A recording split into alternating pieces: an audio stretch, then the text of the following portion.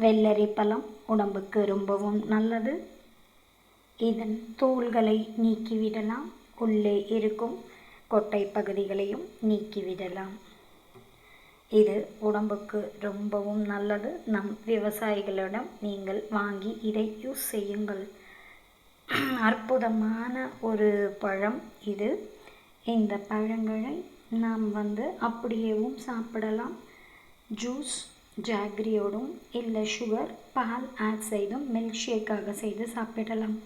இதை சாப்பிடும்போது உஷ்ணம் தணிந்து இந்த வேர்க்குரு மற்ற உபாதைகள் வெயிலினால் வரக்கூடிய அனைத்தையும் இதை சரி செய்து கொடுக்கும். இது ஃபைபர் கண்டென்ட் நிறைய உள்ளது.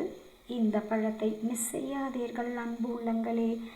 வெள்ளரி பழத்தை வாங்கி சாப்பிடவும். அருட்பெருஞ்சோதி அருட்பெருஞ்சோதி தனிப்பெருங்கரு